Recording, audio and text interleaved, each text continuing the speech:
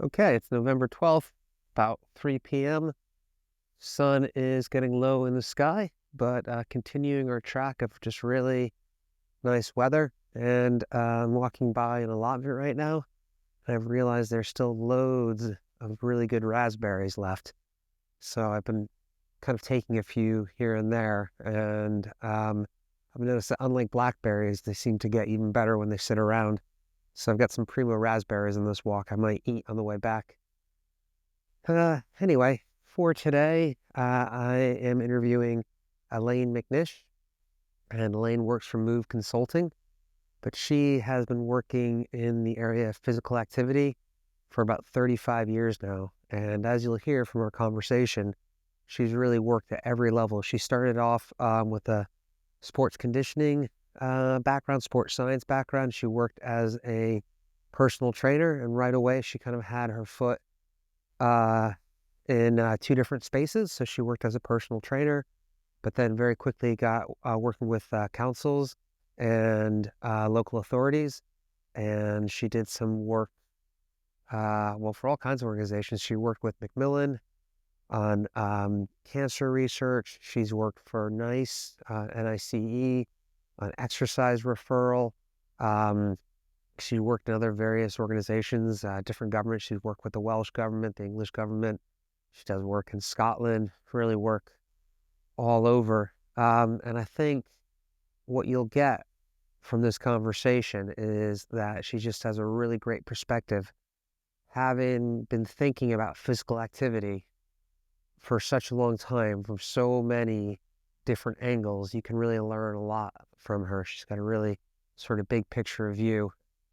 And one of the things that I really enjoyed about talking to her is A, she has loads of knowledge on this, but B, she's really good about thinking about the causes before the causes, or I guess another way, thinking about barriers and enablers, and um, sort of what does it take to get people to engage in physical activity. She has this model talking about pathways. So really thinking about if someone has any interest in engaging in physical activity, how can we get that person to start moving? What resources are in their community? What resources are available to them? And this is kind of a high level interview. What I mean is, this is sort of a big picture. So we're not so much talking about the specifics of running classes or physical activity on a personal level. It just is a really nice chat if you want to have a sense of how things work in the UK and how different organizations might do things differently. There's also some nice resources in the show notes because Elaine's been doing this for so long. Oh, some of the sheep are running away. You might hear them. Because Elaine's been doing this for so long, she just really has a great knowledge base on important policy changes and sort of the history of exercise referral and green social prescribing and social prescribing and things like that. So anyway, this is my chat with Elaine McNish. Hope you enjoy it. As always, if you have any questions, send us a message.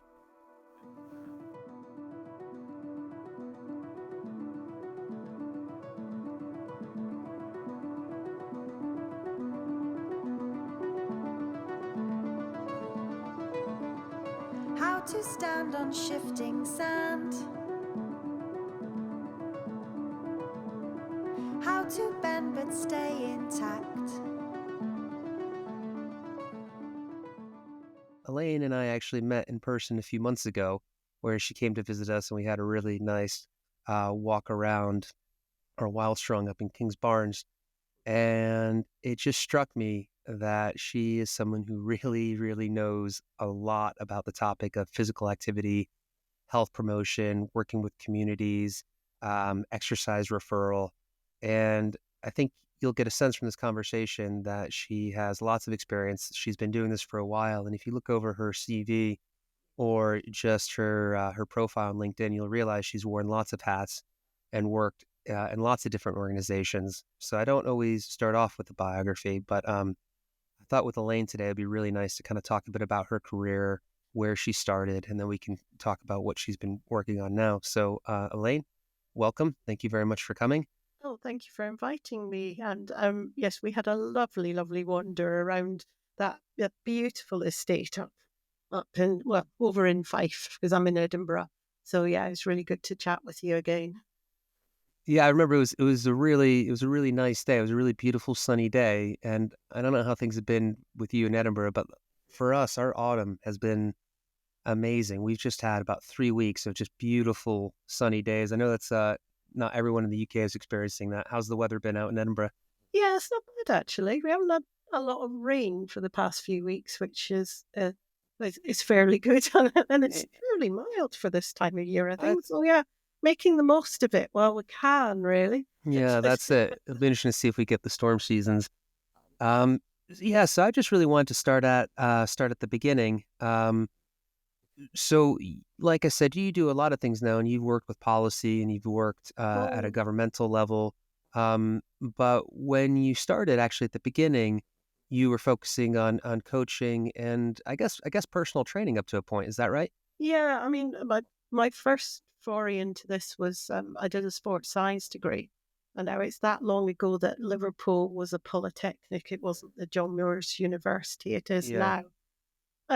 At that time, and sports science really didn't have much of a health focus to it. It was very much about working with athletes, I would say, and a lot of stuff we did was about how do you improve performance, etc., and things like that.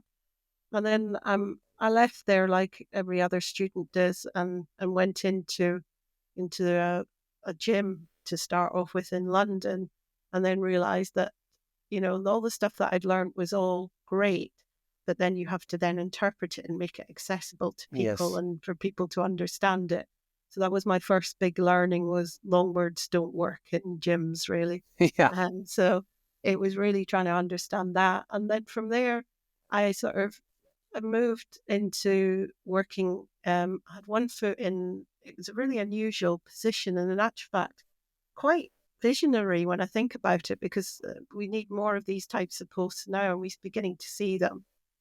I had one foot. I was half working for the council and half working for the health authority. So it was a role that was kind of a joint position, which was, when I think back, that was sort of 80s really. So it was Hmm. quite revolutionary in those days but even then, I mean, the focus on physical activity was just about heart disease. That was the foot that we had in the door, I suppose, in terms of the evidence base at that time. So it was a strong focus on how do we prevent heart disease. And I did lots of things like health fairs and, things where you raised the awareness of it. And then we ran classes for various groups of people as well. So that was my role. So it was teaching partially in the gym and partially doing some of the sort of theoretical sort of policy side, I suppose, from the health board side, the health authority side. So that's where I started off. And then, yeah, throughout my career, I've worked in governing bodies of sport. I've done that a couple of times, went to work in athletics for a while. I was mainly based in Wales for a lot of my career. Mhm. And then Sports Council, which was fascinating because we were responsible for doing lots of lottery applications, but at a time where there was that recognition that up until that point, lottery funding had predominantly gone to those who had the expertise and the skills to put in good applications. And we'd failed in some of our most disadvantaged communities. So my role was really getting to understand those communities. Did a lot of work in an area in Wales called Merthyr, and particularly the Gyrnos estate, which Mhm. was absolutely fascinating in terms of understanding how those communities tick and supporting them to create um, facilities and development plans that would enable um, them to really increase participation and activity across the board from young people all the way through to older people. So we were looking at that.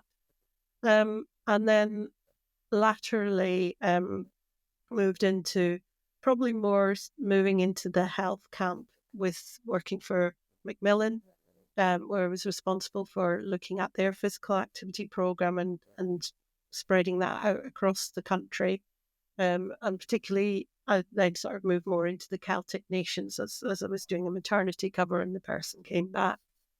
So it was really fascinating to really understand one particular area and one particular disease and the impact on physical activity. And Macmillan were really supportive of doing the research and understanding the impact that physical activity could have on people living with and through cancer treatment and beyond, basically. So that was great. Um, Went into a centre for the British Heart Foundation funded, which really was about turning evidence into practice. So our role, we were based at what is now the National Centre for Sport and Exercise Medicine in Loughborough. And our role was really helping and supporting practitioners in training in evidence-based stuff that they could understand. So really interpreting the evidence into how do I use this in my daily practice. And then from then I moved into Swim England, which was about leading their health team. And that was for me, that was the ambition, was to show how you could essentially, as a governing body of sport, do health well, because there were lots of nods to things happening. So we see lots of lower intensity versions of the sports which have done great. You know, you're walking football, you're walking netball.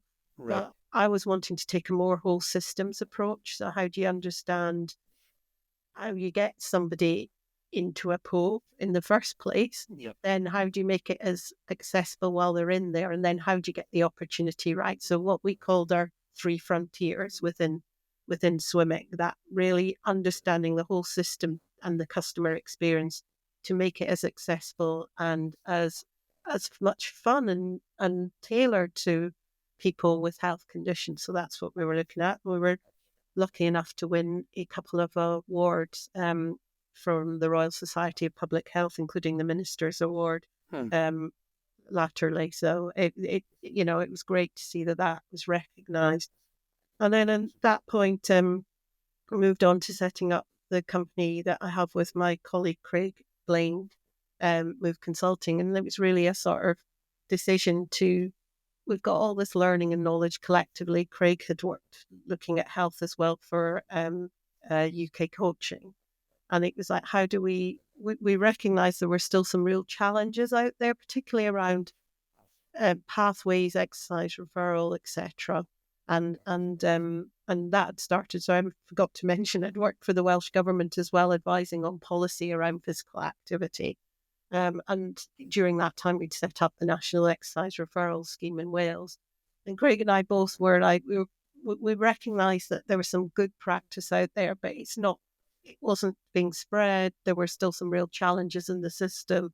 And we felt hopefully we could help address some of that. And through our consultancy company, it seemed the best approach to do it, because I think the challenge we found working for a particular individual organisation is that sometimes you're constrained by the scope of that organisation. And we wanted to have more flexibility, and that has proven the case. We have been so lucky to work with people who share our passion and ambitions. And we've worked with physios looking at strength development messaging, which morphed into a campaign that they ran. We've looked at areas around inclusion. We've looked at designing training for community people around looking at how they understand physical activity, how they engage with their community to help support behaviour change in those communities. So we've done a whole sweep of projects. We've been around for 4 years, and the range of projects that we've done and the learning that we've gained from it as well is been absolutely massive. So yeah, it's been really nice to be able to apply that. So yeah, gosh, sorry, that's a very No, winded that response no, to all that's the that's areas. really that's perfect. It provides it provides sort of scaffolding for everything else we're going to talk about. Yeah, yeah. So, well, with that, I guess I kind of want to. You wrote, took about 4 pages of notes from everything you said. Oh gosh. I'll just kind of, I guess, start at the beginning. And I think one of the threads that sort of came through as you were talking about that is the relationship between evidence and practice. So Mm, obviously sometimes people will talk about evidence-based practice versus yeah. practice-based evidence. And you mentioned that right at the very beginning, just as you started working with clients, how you noticed that there was a bit of tension between what you'd learned in the sort of sports performance Oh, academic side of things and actually started working with people. So what are some things that struck you right away in terms of that division between sort of the theoretical academic learning and actually just working with people? yeah. I think, I mean, I majored in the life sciences when I did my sports science degree. So, but we did cover everything. But Hmm. I think the behavioral part is really critical to me. And as the years have gone on, I, I think that has grown in Yes. my belief. And I don't, at the time, most of what we were being taught was around sports psychology. So again, it was about how do you improve performance in athletes. That was essentially it. And for me, the more interesting part is the behavioral part in terms of how do we support people to create active habits, and Hmm. how do we understand for those who physical activity is just not part of their life. It might actually be quite a scary thing for them.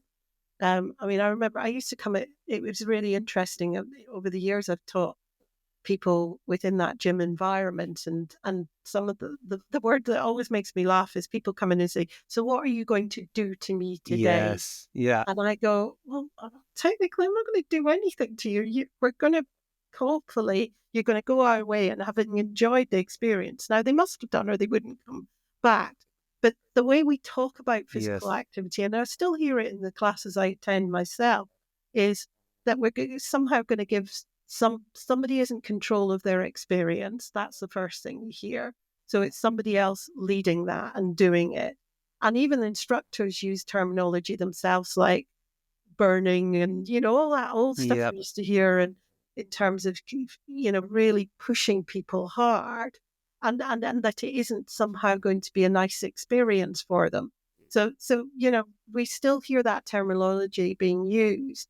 And in actual fact, what you're trying to do and where I have been involved in creating projects that I think are successful, that whole social community, that fun element of it, that reassuring, that taking people by the hand, that tailoring, all of the stuff that needs to be there is vitally important. And that ability to be able to relate to an individual Yes. and be able to tailor and understand their needs. And sometimes we design, well, and I've probably been guilty of it in the past, of designing things that fit the system and not the person. Yes.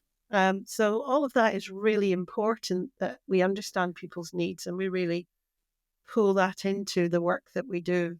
And I think the going into that environment and coming face to face with people. I know that sounds weird, but as a, in at that time in academia, you didn't leave the lab or anything. There wasn't, as there are now, more vocational Hmm. offers where you go out and you coach and you teach and you do that. Or there wasn't on the course I was on. I think there were in some others. So yeah, coming face to face with people and Yeah. understanding them was Yeah. really important. I'm always interested as well how we still will kind of use this language of punishment or penance Oh, or in fitness and or exercise or physical activity. And it's always interesting because I think there's this expectation, I think, that's been formed by maybe gym culture or fitness culture or something like that, where even jokingly, if you're just working through some things quite gently in a friendly manner, sometimes people are like, oh, you're really cracking the whip or something. And it is funny in that relationship that you see quite a lot, especially in the personal training paradigm, where it's sort of expected that you need to work people hard. I'm always amazed that it's become the dominant way of looking at things. And one of the things I always think about is, the numbers change from year to year, but something like 85% of British people have no gym membership.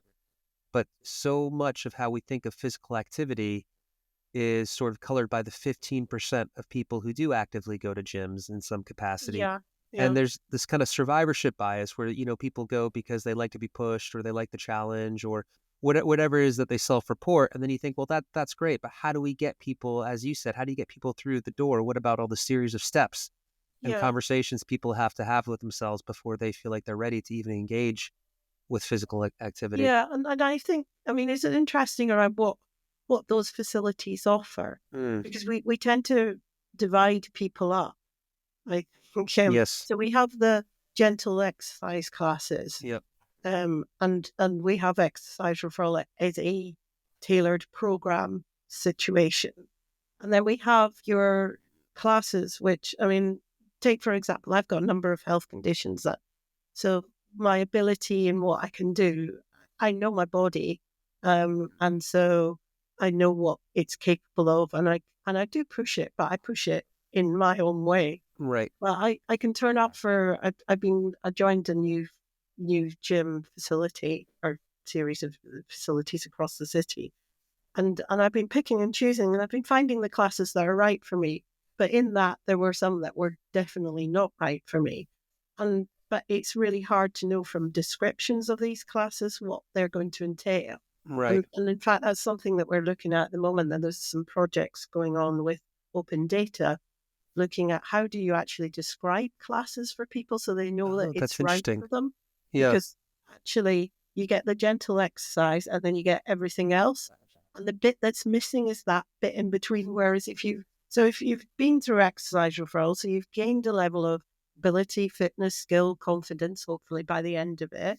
So you've got a health condition, but how do I actually know what my next step is? You know, you can't be signposted, but even the people that are signposting, you don't always know what is the right next step for that individual. Yeah. So it's trying to understand what is needed and how we make that more accessible and available to people and understandable for them, because we speak a different language in Yes. our world.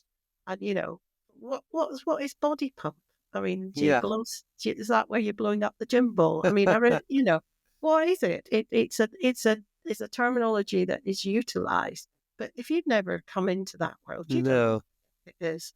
So yeah, there's lots of areas there that I think we need to get better at. Never Yeah. mind designing the offer more carefully, potentially. There's some really good offers out there, but they're either people don't know about them because they're not marketed in the right way, or they're just not accessible to them in some way. Hmm.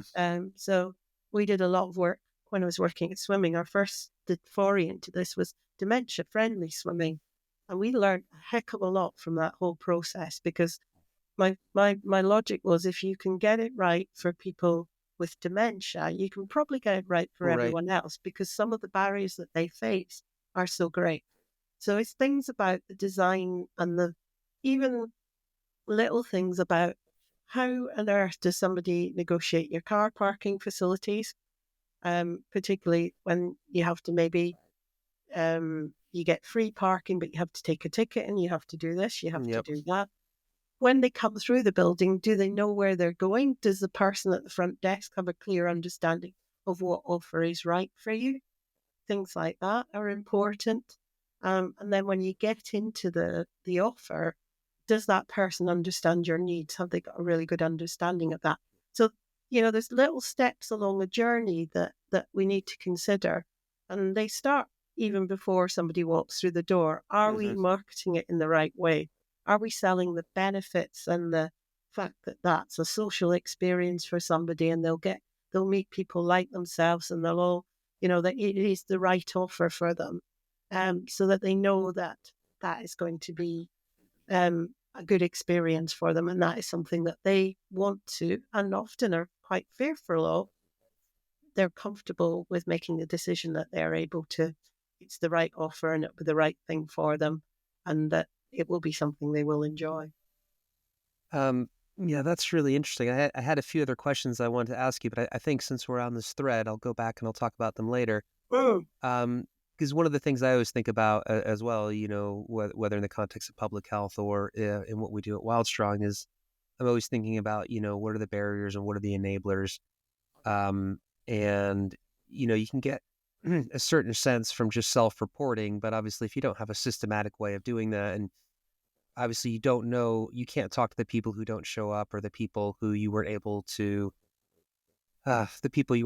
connect with. Mm. And I guess this is a good time to bring in, when I was talking to you, I remember our conversation the other day, you use the word pathway quite a lot, this idea of this Mm. sort of pathway framework. And I know that you've done some work in terms of active partnerships. And I just thought it was such, I just thought it was such an apt way of talking about this in a holistic and sort of systematic way of looking at this entire journey in a way that I don't think I'd entirely considered. So I was wondering if you could just provide a little bit of context on this idea of talking about pathways, sort of Yeah. how this language evolved, and yeah, how you apply it in the work that you do. Yeah. I mean, I suppose it started from the work I did in the Welsh Government on exercise referral. So at, at the time that we set up the National Exercise Referral Scheme in Wales, which is still operating, I'm really pleased to know in Wales, because it is, it's hard to keep sustained funding over a Mm, long period of time from yes. government into a scheme, but it's still operating, which is great. And that was partially because we did a randomized controlled trial as part of it, which gave us some good evidence. Yeah. But so the idea of a pathway is that a person who, and it's predominantly for people with or at risk of health conditions, the type of people that are included or exclusion criteria for people varies across the country. Hmm. The concept is that somebody is um, generally may go and see a health professional. They've been told that they will benefit from physical activity in some way, and they are then signposted, referred, and there's all sorts of fun and games around the language that we Yes. utilize as well, into a structured program or offer of physical activity and behaviour change support. And that will be, in Wales, it was a 16-week program. Generally, they're 12-week programs. And then from there, they are signposted on to other offer, or hopefully by the end of that period of time, they have enough confidence and the skills and the knowledge to know what else is available to them and to try other things. Hmm. So that's the idea. Now, what we've discovered and what we're working on currently is that original concept of exercise referral. One is the terminology is interesting because we know from research that's been done by groups like the Richmond Group that for a lot of people with health conditions, the word exercise is loaded with all Yes. sorts of concerns and problems for them. So a bit like we were describing earlier, they think they are going to go into an environment where people look good jumping up and down in lycra, Yes. and they are going to be given something that's going to be really hard for them to do. Or they may have really poor concepts of it from PE in schools in some Hmm. areas. So we know there's all sorts of different psychological imagery that the word exercise brings up for people. So that's the first thing. And also one of my big bugbears, and myself and Craig, every so often we have a rant about it, is this idea of the language we use in terms of the physical activity sector.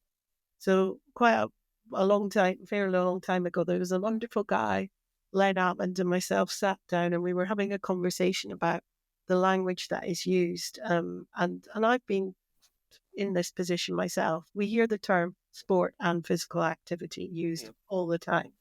And and Len sat down, and I think we were sat in a hotel, and on the back of a beer mat, he drew out what we call the physical activity spectrum.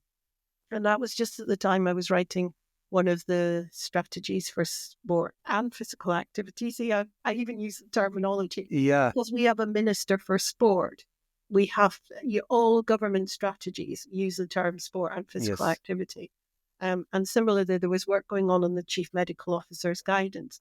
And we weaved that physical activity spectrum into both those documents because we wanted to make it clear that physical activity includes a range of offers. So it includes your walking to work and cycling to work or whatever it is. It includes occupational activity.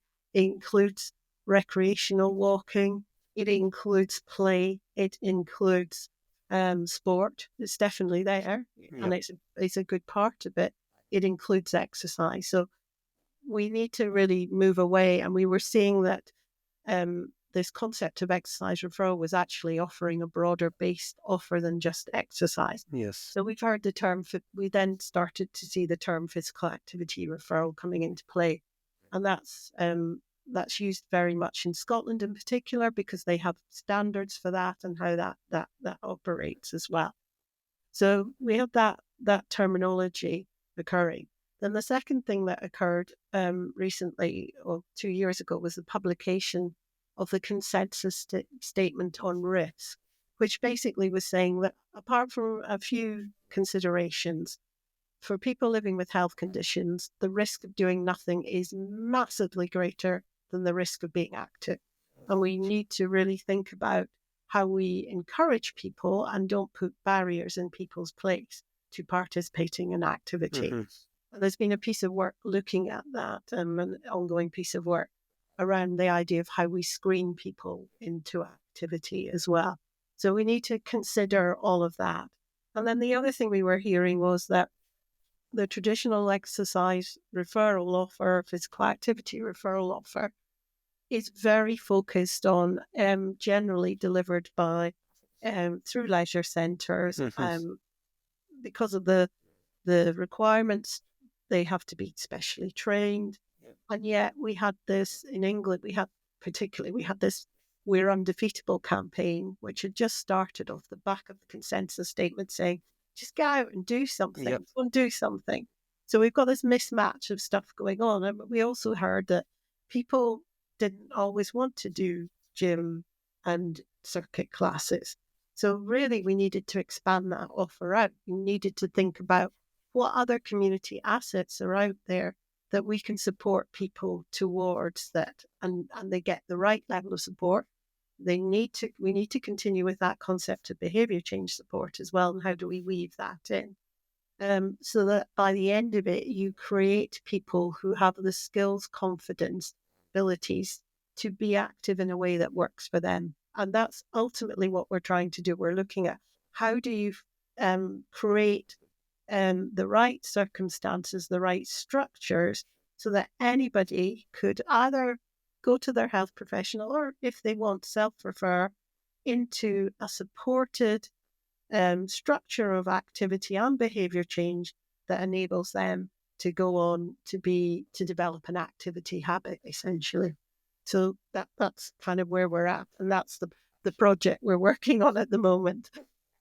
Yeah, I mean, once again, you put a lot into that statement, and I wrote a lot of notes, and I just want to pick the next thread to go with. So I guess in that there's really two things I'd like to talk about briefly, because you did such a good job talking about this spectrum of sport and physical activity. And obviously this language is not necessarily evenly distributed everywhere, or maybe another way of thinking about it is the funding perhaps isn't distributed across all of Britain. And I'm thinking of the different role that maybe Sport England has down south as opposed to what funding is available for physical activity up in Scotland. So I'd like to talk about that briefly, but then I'd also like to talk about either some of the projects you're doing right now, or any sort of success stories. So you just spoke, very clearly on how we can help people build the skills, confidence, abilities to engage in physical activities, and how to sort of empower people. So I was wondering if you could point at any programs that you consider real success stories here that other people can learn from, other case studies that people can look at and try to emulate and implement where they live. So two-part question. First, I guess, would be the differences that you found working in England and Scotland. And then second one, pointing towards some success stories or case studies that other people can look into. Yeah, I mean, it's interesting. I mean, I've also worked in Wales as well. And so they're all very different. And I think the difference is the range that the vast majority of funding for sport goes into the respective sports councils, because they are the purveyors of lottery funding in most cases. There are some lottery pots that have sat outside that have enabled physical activity projects to be developed. But on the whole, that's where the money goes through. Um, and as a result of that, it really is dependent on where they are in their own thinking and strategies around how that money will be utilised. So in Wales, the Welsh government funding went into exercise referral. That's funded separate from that. There is a agreement between Public Health Wales and Sport Wales that they have an understanding that they both want to benefit health. And I believe there's some funding going into over 50s type programs in Wales. But on the whole, the vast majority of the work around supporting people with health conditions appears to be going through exercise referral. They do a lot more focus on children and young people in Wales, I think, than possibly other areas. In Scotland, again, you've got Public Health Scotland doing an amazing job. Public Health Scotland produced some fantastic documents about understanding whole systems approach. They've produced some guidance around place-based. They've got the standards and everything in place. But it doesn't appear that the funding follows from Sport Scotland into those areas in the same way. They have got projects that have got a health focus and they're looking at those, but there's a slightly different relationship there. And again, they are looking at trying to join the systems up across, but we haven't seen the same level of funding, I think, being levered into this area as yet. That might change, we don't know.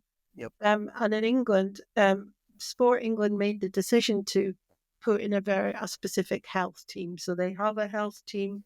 Those individuals came from a wide range of backgrounds. They weren't always traditional sport people, I would say, because I think that's part of the challenge is often the people that gravitate into these organisations see the lens through having been comfortable being in a sporting world. Yes. And so it's quite difficult to understand what it's like for somebody who is just way out of it. And that's not to say, they don't do insight and understand all of that and do that work. But yeah, so we haven't seen, in England, we've seen projects being funded. There was a really good, I can never remember the names of all of these because they all have titles very similar. Yeah. But that enabled them to fund some sort of trial projects to try and understand what works in terms of supporting people with health conditions into activity. And we've seen some of that continue and going on through other different projects and funding. So they're very different in terms of where they put their priorities. And that's the challenge for somebody who, such as your community organisations, is where do I go to get access to this funding? So, and yet, am I going to go and be pushing on an open door? The other challenge we've got in England is they've just changed in terms of health funding. We've now got the creation of integrated care boards and they are going to have more responsible for joining up some of the health funding, for want of a better way of putting it. And again, there's been lots of discussions about how can we lever out some of that funding. And it's really interesting because if you look at how leisure and activity is funded in England, you've got what goes into your funding for leisure centres, which could be directly paid for by a local authority, or they could commission trusts to do it. And a lot, to be fair to some of those leisure trusts, they've gone off and done stuff themselves at cost and are continuing activity going that would have just disappeared. So, fair play to them. You've got potentially funding from health, but even that's not joined up because we've seen examples of where physical pre-cancer pathways are being funded, for example. So before people go in for their treatment, there's quite a lot of money that's been found by just NHS bodies to put into that. So there's no joining up of commissioning, and then there are individual falls programs from public health funding, for example, because that's another pot of money in England is public health budgets, and sometimes they commission local stuff as well. So there's pockets of funding, but you really, if you are interested in looking for funding, you need to try and understand what is the problem that you can solve for that individual organisation. That's always the first place I would start. So understanding the local health environment is like, what the priorities from things like joint strategic needs assessments in England, where there'll be equivalent elsewhere. What is it actually that are the big health issues in their area? And then how can my program support the challenges they have? And what we hear often is, we want to know how you can potentially save us money in the short term. Yep. So often things like prevention. Yes, we're interested in prevention, but the payout for that might not be till 10, 20 Right. years down the line. So actually we want to know is, can you shorten our waiting lists now? So if I've got people and there's been some work looking at this in England around what they're calling MSK hubs. There's a variety of different models there about, if I get somebody into activity and I can support them and do some activities with them to strengthen and improve their condition, is that going to save me money? A, will it get somebody off a waiting list? And B, ultimately, will they need an operation as soon as they might have done? Yep. So those are the things that are driving some of those health funding bits as well. So sorry, that was another long-winded answer to a question about funding. No, this is great. I did an interview the other day and I felt bad because I found myself talking too much. And this is really good. At the end, when I do the post editing, I'll see, okay, good. This is it's not me talking over some. This is great. I'm 20 pages of notes in, so I'm really enjoying this. That's okay. You asked a second question, and I don't remember what it was. That's okay. I've got it here. So the second question is, where do you think we can point to some success stories? Because I think part of what's come out of this conversation, what I've noticed myself, is there's so many places that are doing it differently. There's different local authorities, there's different councils, there's different parts all over Britain, and it's very, very hard to generalize. Even, and you'll know this better than me, even when we talk about things like exercise referral or green social prescribing or social prescribing, or the use of health coaches, integrated into, PCNs and various systems, it's so different, and it's very hard. And I'm just wondering, based on your knowledge of what's happening all over, what are some success stories we can point at, or what would you say are some beacons of hope? What are some places that are doing it really, really well that you think more people should know about? Yeah, that's a really, really difficult question for two reasons. One is, there are examples of projects that have been evaluated and so forth, and you will, you can see those from various research papers posted out and so forth. So the challenge often with that type of evaluation is that often you'll know that it worked or it didn't work, but they don't give you enough detail to know what were the actual component parts of that made it work. Yes. Or they won't report on the exact methodology used to set it up, get it up and running, do all of those bits and pieces. So that can be a real challenge when you're looking at research. So that's the first thing.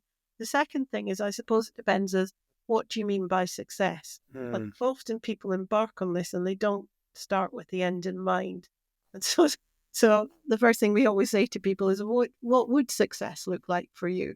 Yep. Because there are pockets of practice, as you said, where they've got, I would say, that bit of it is working really well, but that bit might need a little bit more tweaking and so forth.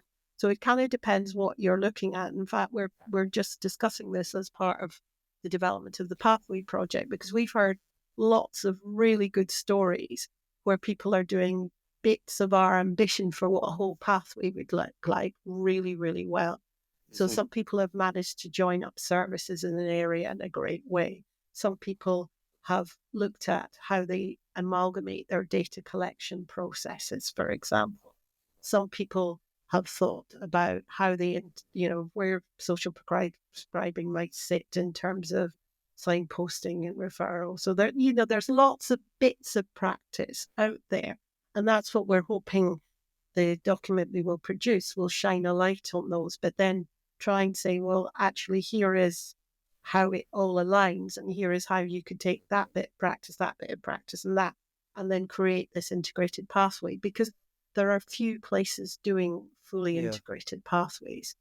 We did a bit of work with Oxfordshire, and they've achieved it to a greater or less degree. They've done some really interesting work about bringing together a range of services and trying to bring them into one so that it's seamless for the customer. And I think this is a challenge. You want to make it as easy as possible for the customer and also the people that are referring into it. And so they've done some work looking at that. So that's one example of Yeah. where they've resolved a big problem and a big challenge that other people are having. And there are other examples out there of where somebody says one area where like we have a challenge, this Leicestershire area, they had a challenge with health professionals not having the time or the processes or whatever it was. And so they were getting few people coming through the door. So they created a whole self-referral route. Now that might sound easy, but because of all the rules about who can work with who and pre-exercise screening, took a lot of work to get that off the ground, but they've come up with a solution that works for self-referral.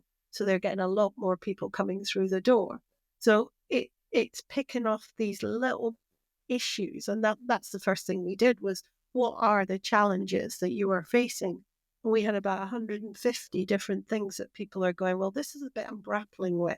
And if I could sort that out, that might make a big difference. So, yeah. So, sorry, I've not really answered your question. No, There's it's pointing to good though, a clear because bit. actually I wanted to talk to you about your work in Oxfordshire, and I know it's ongoing, but actually I'd like to kind of go down into the specifics. So kind of, being respectful of your time, and I guess we just have maybe about 12 minutes left or so. So try not to get too bogged down. But so can you just talk in more specifics about the work you've been doing in Oxfordshire and maybe some of the learnings that have come out of that, and maybe how you can take some of these lessons here and maybe implement them in the future, Yeah. to kind of maintain the fidelity of that intervention in other Yeah, contexts. we're not working with Oxfordshire as directly as we were now because Hmm. they've gone and done some amazing work there. Our input was really working with the coordinator there, and there was an ambition to create an integrated pathway. So this was about 3 or 4 years ago, I think it was now. Hmm. And so myself and Richard spent a lot of time unpicking the challenges that he was having and trying to work out what were some key solutions for that.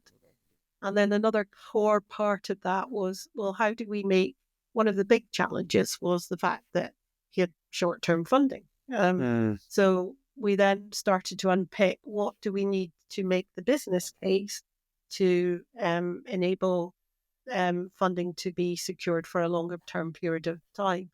So we spent a lot of time trying to unpick what are the. It's quite an interesting process because it's understanding what statistics and methodologies resonate with the person that you're trying to convince the funding from. Yep. And my experience has been that it is so variable. Some people want full health economics studies sitting behind them, which cost hundreds of thousands of pounds, so are near on impossible. There are ways, that you can use existing data and existing studies that have been done to give some estimates for you. Some are really interested in stories and case studies and understanding that. So you really need to understand what is it that people need in terms of your business case. What's the story? What's the statistics that are going to help them make that decision? So we did that, and then we also did a piece of work with them as part of the first phase of the pathways work, just getting a group of people together. And there was a lot of goodwill in the room, which is always helpful to understand, okay, what would the future look like if we got this right? Because that's really important, because sometimes people have different perspectives. And also, what are we already doing, which is working? Because you're never coming from a blank slate. There's always things that are going on in pockets of practice, even within an area that you want to amplify or you want to build upon. So we did some work around that as well. And that helped us understand some of the challenges that they were facing and so forth. And then Richard's done an amazing job of taking that forward and creating the partnerships and relationships, which are absolutely critical to all of this. And the fact that you expand the pathway even wider into other activities means that the number of partners that you want to include grow exponentially. Mhm. So it's that's critical to this, as well as making sure you've got that common understanding, common vision of what it is, and then that each of the partners understand their role in contributing to that. Hmm. Yeah, it's yeah, it's very interesting how holistic this really needs to be, and I think I guess that is the direction that a lot of organizations are working in, is we are sort of zooming out a little bit and really looking at the various pathways and everything fits together. I mean, obviously, people are always talking about creating joined up interventions and joined up systems. Mm. Um, and it is interesting to see how many people or how people sort of interpret that differently. Um, I guess I guess one of the last questions to kind of want to end with is, what are some trends that you're optimistic about for the future? So, I mean, you've Mhm. seen a lot of change in the last 30 odd years. And I think you've seen how the language evolves and how people have become more aware of certain issues, certain limitations, certain challenges, and we've developed better tools to address them. But like right now, what are some trends that you're excited about? What are some things that you're optimistic about that sort of give you hope for the direction we're moving in? Yeah, I mean, that's a really interesting question, because I was at a conference not long ago, and it felt a bit doom and gloom, and people being Mm, critical of and I did actually ask the question, and I went, okay, what?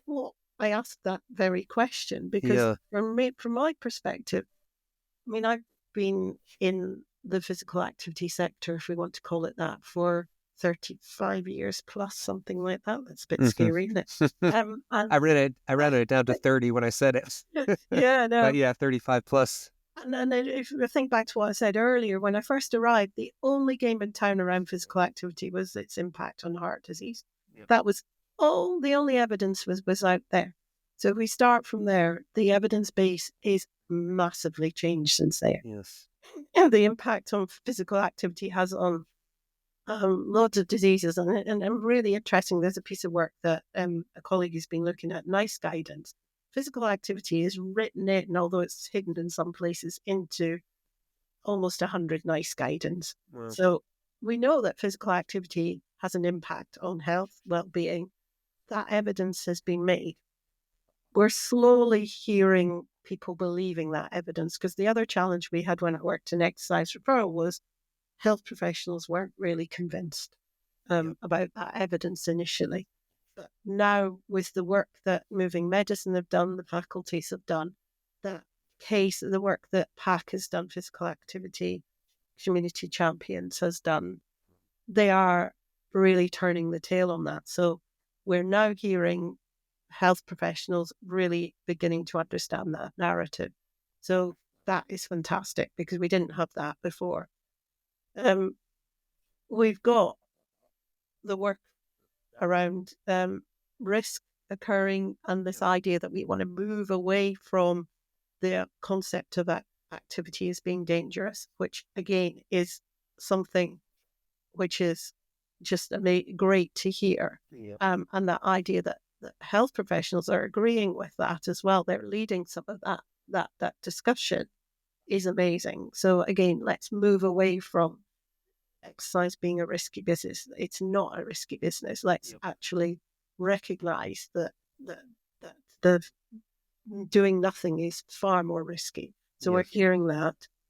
And then government policy is really beginning to, I mean, we're obviously a new government in place, so we're not sure what that will mean in terms of what's going on in England. But again, the idea that we can continue to create a health service that's going to just keep churning out treatment services is just not sustainable. And No. so the narrative around that prevention, although it's been around for a while, it's not it's not come to its fruition. But I think there is more and more discussion about, we are really hitting crisis point. We really need to Yes. understand how people can look after their own health, how people can self-manage their conditions physical activity plays a vital component part in that. And so that narrative is beginning to catch up a little bit more in terms of that. So all of these things seem to be aligning. So I've never been at a point, I think, over the whole of my career where I feel that so many planets are beginning to align that provides us with an amazing opportunity that we really, really need to grasp. Because it might never come round again. And if we don't get it right this time, we might never get a second chance. So it's really important that we really get out there, grasp this opportunity, make sure that what we do, measure the outcomes of what we are achieving and make that available so that we can show how we can impact on those agendas.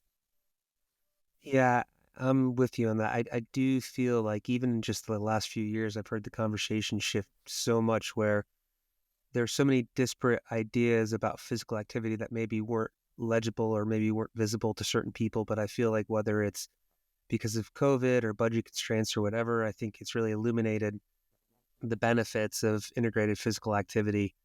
Um, and I think that is a nice place to stop because I do think that that is a glimmer of hope, is that people are talking about this differently and thinking about it differently. And I do hope we're moving in the right direction on that. So that was great. Thank you so much for your time. I really appreciate it. That's okay. You're welcome. It's really lovely to chat to you again. So thank you for inviting me. It's a daily exercise. It's a daily exercise. It's a daily exercise. So I'm walking across a field now, and they've changed where all the sheep are. I was planning on cutting across this field to get to the dairy, but actually now the field is full of sheep. You might hear a few of them kind of bat at me as I walk by. A sneaky feeling that this field is not going to be sheep-proof. I would bet money that in the next day or two, I'm going to see little groups of sheep running around, chewing on other bits of greens as they escape this field. But we'll see how it goes. Anyway, hope you enjoyed the conversation with Elaine. I think you saw just how knowledgeable she is. We joked about it a little bit, but sometimes in interviews, I feel like I can take over the interview and talk way too much. But because she's just so comfortable talking about this topic and has such a great knowledge base, she's obviously just very comfortable giving detailed, thoughtful answers from different angles. So go ahead and check out some of the links in the show notes, and feel free to reach out to us if you have any more questions.